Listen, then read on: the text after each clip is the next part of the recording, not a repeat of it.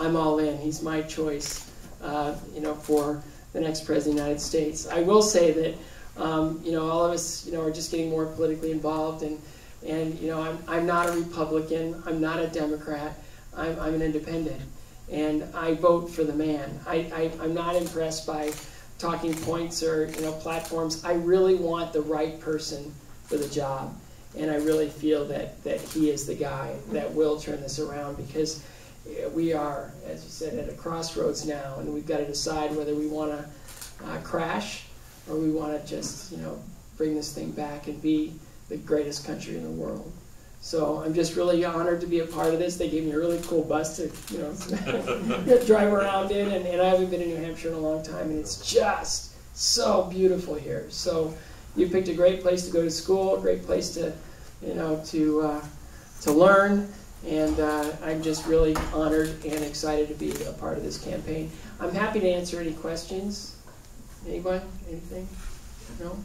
Will Ferrell is a very funny guy. Very quiet, away from the camera. Yes? I can't help. I watched you during the Olympics, and I watched you from a television that was in Germany. Oh, wow. And so I remember, and I kind of equate you, and many Germans did at the time, many people around us, equated you with what people thought of America. Oh, wow. At that time. And this, I'm asking this very spontaneously. I mean, I came here, you know, because I don't really, frankly, care about athletes.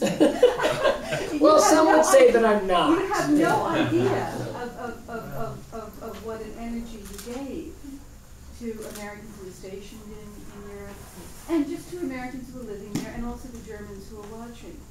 Do you see any difference how we're perceived? I think so. Yeah. I think that, you know, I think internationally we're looked upon as being weaker, you know, just because they see that we're struggling in our economy. They see that perhaps, you know, this is up for, everyone's going to have their own opinion. Foreign policy has been very suspect, very weak.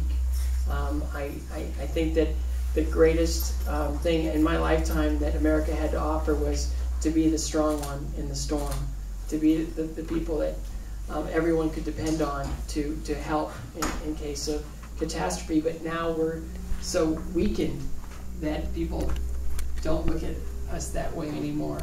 And I think that, you know, under a Romney presidency, we'll get that back. You know, I'm one of those guys that, you know, 4 years ago I just loved, you know, the charisma and the excitement and the freshness of an Obama presidency. But my only concern was, you know, he really went from state senator right to the U.S. Senate, right to the presidency, and he didn't really spend any time in any of those positions. So I felt that he lacked, you know, the real ability to network and to do all the stuff that politicians do by being in it for as long as you possibly can, and knowing who to call at the right time. He's really, his heart's in the right place. I just think he's making up as he goes along, and I do think it's really, when you look at the size of the deficits and everything else, I think it's really put us at risk for a complete collapse. And we just can't go there anymore. We need to turn this thing around. And I think with, you know, having someone who is so successful in the private sector, understands the economy, understands jobs, understands how to build a business, and really how to employ people and be responsible for them, you know, with their pensions and health care and everything else. That's the person we need running this country right now.